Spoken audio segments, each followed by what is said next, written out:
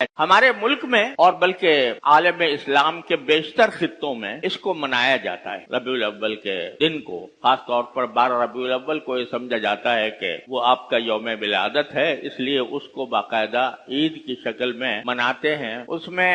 عمارتوں پر چراغاں ہوتا ہے، اس میں جلوس نکالے جاتے ہیں، اس میں محفلیں منعقد ہوتی ہیں جس میں نبی کریم صلی اللہ علیہ وسلم کی ولادت کا تذکرہ ہوتا ہے، جس میں سرکار دو عالم صلی اللہ علیہ وسلم کی سیرت و سنت کا تذکرہ ہوتا ہے، جگہ جگہ گلی گلی جلسے ہوتے ہیں۔ یہ سب کارروائی تو بے شک ہو رہی ہے، لیکن سوال یہ ہے کہ اتنی خوشیاں منانے کے نتیجے میں کیا ہماری زندگی میں کوئی تبدیلی، کوئی انقلاب کبھی آتا ہے؟ جلوس بے شک نکال لیا عید میلاد النبی کے نام سے، تقریریں بے شک کر لی اور عمارتوں پر چراغاں بھی کیا، بلکہ بعض ایسی باتیں کی جن کا شریعت میں کوئی جواز نہیں۔ بعض جگہوں پر یہ سننے میں آیا کہ روضہ اقدس، سرکار دو عالم صلی اللہ علیہ وسلم کے روضہ اقدس کی شبیہ بنا کر اور اس کے گرد لوگ طواف کرتے، جس کا کوئی جواز نہیں۔ یہ ایک طرح سے شرکیہ رسم ہے، اور جس طرح چراغاں کرنے کے بعد اور روضہ اقدس کی شبیہ بنانے کے بعد جس طرح وہاں پر ایک طوفان برپا کیا جاتا ہے، نعروں کا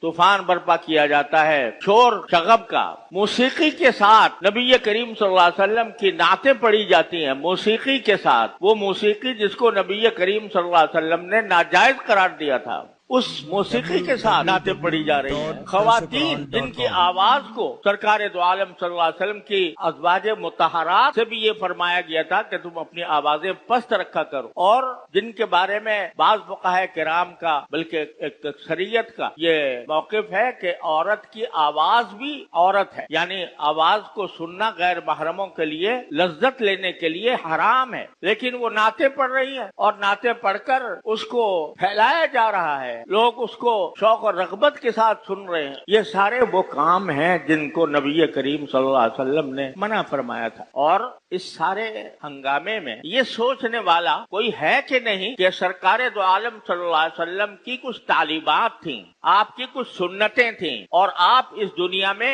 اس کام کے لیے نہیں آئے تھے کہ آپ کے نام پر میلے لگائے جائیں۔ آپ نے یہ فرمایا تھا کہ لا تتخذوا قبری عیدا، کہ میری قبر کو بھی عید نہ بنانا، میلہ نہ بنانا کہ وہاں پر میلہ لگاؤ۔ میلوں کو آپ نے منع فرمایا تھا، لیکن آپ کا جو اصل مقصد تھا وہ دنیا کو، انسانیت کو ایک صحیح اور اللہ تعالیٰ کے رضا کے مطابق زندگی گزارنے کی دعوت تھی۔ وہ دعوت کہاں گئی؟ وہ ان میلوں ٹھولوں میں کہاں گم ہو گئی؟ کتنے لوگ ہیں جو اس ربیع الاول کے مہینے میں یہ سوچتے ہوں کہ بھئی ربیع الاول کا مہینہ تو آیا ہے، لیکن جس ذات کی ولادت کی بنا پر ہم خوشیاں منا رہے ہیں،